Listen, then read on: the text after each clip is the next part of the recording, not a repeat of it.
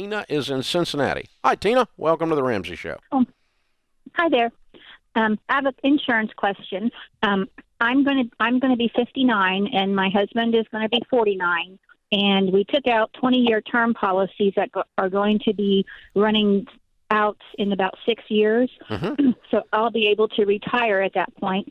But then my husband will still have 10 more years of working, Mm-hmm. and he won't have any term insurance left. Now, our house will be paid off next year, and we're otherwise debt-free. Mm-hmm. And we have about $650,000 in our retirement accounts right now. Mm-hmm. So he doesn't think that he'll need to replace that insurance because the house will be paid off and our savings will take care of any needs I What would is have. your $650,000 invested in? It's our retirement plans, our 401ks. I know. What, in mutual funds? Yeah. Okay. Yeah. If it's in good growth stock mutual funds that are averaging, if they were to average 10%, about every 7 years, they'll double if you don't add anything to it. So 7 years from now, when we're discussing about this 6-year policy running out, you should have $1.3 million in a paid-for house. If your husband dies, honey, I think you're going to be okay. Well, that's what he says. Well, I mean, you think you could struggle through on $1.3 million in a paid-for house? Yeah, I probably could. Okay. I just was just a little nervous, just not knowing, how things go. So it makes me feel. Well, I mean, if 6 years from today, if the money has not grown, you can revisit the discussion, right? But yeah. But hypothetically, you should be self-insured, meaning no debt.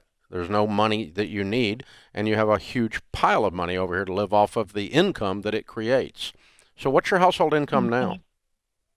So right now it's about $200. Okay. All right. Yeah, you would have to live on about $130 if he died and you only had $1.3 million, but you wouldn't have a house payment. Correct. Mm-hmm. Yeah, I don't know if you can do that or not. You think you can? I think so. Hopefully he's not listening, so he can't tell me I told you so. Well, here's the thing. Your fear is justified, and it's a good fear. The trick to use the fear for is to dig in and go, okay, what are the facts, and can the fear go away once I understand the facts? Yeah. And that's what I'm trying to lay out here is, because it is very wise of you to be concerned about this issue. People who are not concerned about how things are going to go if someone dies are the ones that end up messed up.